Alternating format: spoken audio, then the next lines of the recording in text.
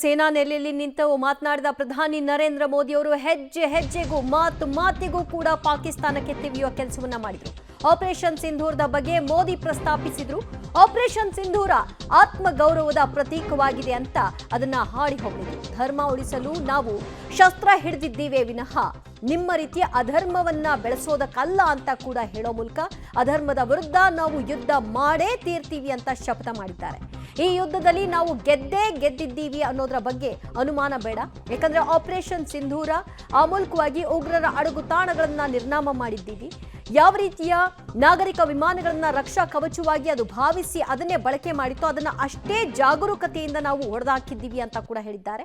ಸಿಂಧೂರ ಕಸದವರಿಗೆ ಈ ಮೂಲಕವಾಗಿ ನಾವು ಉತ್ತರವನ್ನ ಕೊಟ್ಟಿದ್ದೀವಿ ಅಂತ ನರೇಂದ್ರ ಮೋದಿ ಅವರು ಎಚ್ಚರಿಸಿದ್ದಾರೆ ಮತ್ತೊಮ್ಮೆ ಪಾಕಿಸ್ತಾನಕ್ಕೆ. कोई सामान्य सैन्य अभियान नहीं है। ये भारत की नीति, नियत और निर्णायक क्षमता की त्रिवेणी है। भारत बुद्ध की भी धरती है और गुरु गोविंद सिंह जी की भी धरती है। गुरु गोविंद सिंह जी ने कहा था, 1.25 लाख से एक लड़ाऊं, चिड़ियन ते मैं बात तुड़ाऊं, तबे गुरु गोविंद सिंह नाम कहाऊं। अधर्म के नाश और धर्म की स्थापना के लिए शस्त्र उठाना ये हमारी परंपरा है। इसलिए जब हमारी बहनों बेटियों का सिंदूर छीना गया तो हमने आतंकियों के फन को उनके घर में घुस के कुचल दिया। भारत माता की जय! भारत माता की जय! भारत माता की जय! वो कायरों की तरह छिप कर आए थे, लेकिन भूल गए उन्होंने जिसे ललकारा है वो हिंद की सेना है। आपने उन्हें सामने से हमला करके ಮತ್ತಷ್ಟು ಅಪ್ಡೇಟ್ಸ್ ಕೊಡ್ತಾರೆ ನಮ್ಮ ಪ್ರತಿನಿಧಿ ಶಬೀರ್ ಕಾಶ್ಮೀರದಿಂದ. ಶಬೀರ್, ಧರ್ಮವನ್ನ ನಾವು ಉಳಿಸೋದಕ್ಕೆ ಅಧರ್ಮವನ್ನ ಹೇಗೆ ನಿರ್ಮೂಲನೆ ಮಾಡಬೇಕು ಅನ್ನೋದರ ಬಗ್ಗೆ ಮಾತನಾಡ್ತಾ ಅದು ಜೊತೆಗೆ ಆಪರೇಷನ್ ಸಿಂಧೂರ ಯಶಸ್ವಿ ಆಗಿದೆ ಅಂತ ಕೂಡ ಹೇಳಿದ್ದಾರೆ. ಅಂದರೆ ಆಪರೇಷನ್ ಸಿಂಧೂರದ ಉದ್ದೇಶ ಇದ್ದಿದ್ದು ಯಾರು ಸಿಂಧೂರವನ್ನು ಕಸಿದ್ರೋ ಅವರುಗಳ ಒಂದು ಪ್ರತೀಕಾರವನ್ನು ತೀರಿಸ್ಕೊಳ್ತೀವಿ ಅಂತ. ಇಲ್ಲಿವರೆಗೂ ಆ ರೀತಿಯಾಗಿ ನೋಡೋಕೆ ಹೋದರೆ ಯಾರು ಆ ದಾಳಿ ನಡೆಸಿದ್ರೋ ಅವ್ರುಗಳ ಪತ್ತೆ ಆಗಿಲ್ಲ. ಅದರ ಬಗ್ಗೆ ಮೋದಿಯವರು ಇವತ್ತೆಲ್ಲೂ ಮಾತನಾಡಲಿಲ್ಲ ಅಲ್ವಾ? ದಿವ್ಯಾ, ನೋಡಿ, ಪ್ರಧಾನಿ ನರೇಂದ್ರ ಮೋದಿ ಅವರು ಹೇಳಿರುವಂಥದ್ದು, ಭಾರತ ಶಾಂತಿಯನ್ನು ಬಯಸುವಂಥ ದೇಶ, ಬುದ್ಧನನ್ನು ನೋಡಿರುವಂಥ ದೇಶ, ಶಾಂತಿ ಮಂತ್ರವನ್ನು ಸದಾ ಪಠಿಸುವಂಥ ದೇಶ.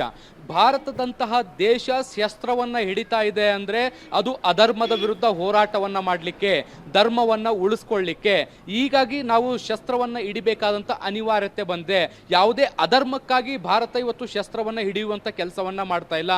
ಭಾರತದ ವಿರುದ್ಧ ಭಯೋತ್ಪಾದನೆ ಮಾಡುವಂಥವ್ರನ್ನ ನಾಶವನ್ನು ಮಾಡಲಿಕ್ಕೆ, ಮಟ್ಟ ಹಾಕಲಿಕ್ಕೆ, ಭಾರತದ ತಾಯಂದಿರು ಸಹೋದರಿಯರ ಕುಂಕುಮವನ್ನು ಅಳಿಸುವಂಥ ಕೆಲಸ ಏನು ಮಾಡಲಾಗಿತ್ತು, ಅದಕ್ಕೆ ಪ್ರತೀಕಾರವನ್ನು ತೀರಿಸಿಕೊಳ್ಳಿಕ್ಕೆ ಆಪರೇಷನ್ ಸಿಂಧೂರವನ್ನು ಮಾಡಲಾಗಿತ್ತು.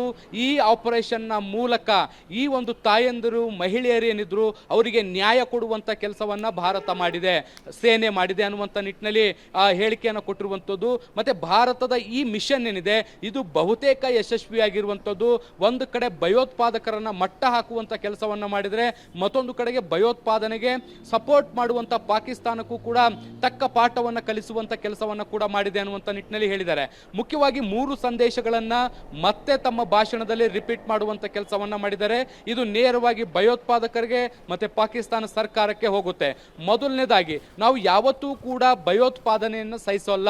ಭಯೋತ್ಪಾದನೆಯ ವಿರುದ್ಧ ಅಸಹಿಷ್ಣು ನೀತಿಯನ್ನ ಭಾರತ ಹೊಂದಿರುವಂಥದ್ದು. ಯಾವುದೇ ಕಾರಣಕ್ಕೂ ಕೂಡ ಇಂತಹ ದಾಳಿಗಳನ್ನಾದರೆ ನಾವು ನಮ್ಮದೇ ರೀತಿಯಲ್ಲಿ ಉತ್ತರವನ್ನ ಕೊಡ್ತೀವಿ. ಆ ಉತ್ತರಕ್ಕೆ ಹೇಗಿರುತ್ತೆ ಅನ್ನುವಂಥದ್ದಕ್ಕೆ ಆಪರೇಷನ್ ಸಿಂಧೂರವೇ ಸಾಕ್ಷಿ. ಈ ಹಿಂದೆ ಸರ್ಜಿಕಲ್ ಸ್ಟ್ರೈಕ್ ಏನ್ ಮಾಡಿದ್ವಿ, ಏರ್ ಸ್ಟ್ರೈಕ್ ಏನ್ ಮಾಡಿದ್ವಿ, ಅದೇ ರೀತಿಯಾದಂಥ ಉತ್ತರಗಳನ್ನ ನಾವು ಕೊಡ್ತೀವಿ. ಭಯೋತ್ಪಾದಕರನ್ನ ಸಂಪೂರ್ಣವಾಗಿ ನಾಶ ಮಾಡ್ತೀವಿ ಅನ್ನುವಂಥ ನಿಟ್ಟಿನಲ್ಲಿ. ಇನ್ನು ಎರಡನೇದಾಗಿ ಪಾಕಿಸ್ತಾನ ಸರ್ಕಾರಕ್ಕೆ ನೇರವಾದಂಥ ಎಚ್ಚರಿಕೆ. ಭಯೋತ್ಪಾದನೆಯನ್ನು ನಾವು ಸಹಿಸೋದಿಲ್ಲ. ಭಯೋತ್ಪಾದನೆಯನ್ನು ಪ್ರೇರೇಪಿಸುವಂತಹ ಬೆಂಬಲಿಸುವಂತಹ ಸರ್ಕಾರವನ್ನು ಕೂಡ ನಾವು ಸಹಿಸೋದಿಲ್ಲ ಅನ್ನುವಂಥ ನಿಟ್ಟಿನಲ್ಲಿ ಸ್ಪಷ್ಟವಾದಂಥ ಸಂದೇಶ ಕೊಟ್ಟಿದ್ದಾರೆ. ಅಂತಹ ದೇಶಗಳ ಜೊತೆಗೆ ನಾವು ಯಾವುದೇ ಸಂಬಂಧಗಳನ್ನು ಇಟ್ಕೊಳ್ಳಲ್ಲ ಅನ್ನುವಂಥದ್ದನ್ನು ಕೂಡ ಸ್ಪಷ್ಟಪಡಿಸಿದ್ದಾರೆ. ಆ ಮೂಲಕ ಸಿಂಧು ಜಲ ಒಪ್ಪಂದ ಇರ್ಬೋದು, ಎರಡೂ ದೇಶಗಳ ನಡುವೆ ನಡೀತಾ ಇದ್ದಂಥ ಟ್ರೇಡ್ ಅಥವಾ ವ್ಯಾಪಾರ ಆಗಿರ್ಬೋದು, ಇದ್ಯಾವುದೂ ಕೂಡ ಇನ್ನು ಮುಂದೆ ನಡೆಯಲ್ಲ. ಎಲ್ಲಿವರೆಗೂ ಕೂಡ ಪಾಕಿಸ್ತಾನ ಭಯೋತ್ಪಾದನೆಗೆ ಬೆಂಬಲವನ್ನು ಕೊಡ್ತಾ ಇರುತ್ತೋ ಅಲ್ಲಿವರೆಗೂ ಕೂಡ ಪಾಕಿಸ್ತಾನದ ವಿರುದ್ಧದ ನಿಲುವುಗಳನ್ನು ನಾವು ತೆಗೆದುಕೊಳ್ತೀವಿ ಅನ್ನುವಂಥದ್ದನ್ನು ಸ್ಪಷ್ಟಪಡಿಸಿದ್ರು. ಇದರ ಜೊತೆಗೆ ಪಾಕಿಸ್ತಾನ ನ್ಯೂಕ್ಲಿಯರ್ನಂತಹ ಬೆದರಿಕೆಗಳನ್ನು ಹಾಕಲಿಕ್ಕೆ ಬಂದ್ರೆ ನಾವು ಅದನ್ನು ಸಹಿಸಲ್ಲ ಅನ್ನುವಂಥ ನಿಟ್ಟಿನಲ್ಲಿ ಸಂದೇಶವನ್ನ ತಮ್ಮ ಭಾಷಣದ ಮೂಲಕ ಕೊಟ್ಟಿದ್ದಾರೆ. ದಿವ್ಯಾ. ಓಕೆ, ಶಬ್ಬೀರ್ ಸಂಪರ್ಕದಲ್ಲಿ ಮತ್ತಷ್ಟು ಅಪ್ಡೇಟ್ಸ್ ಪಡ್ಕೊಳ್ತೀವಿ.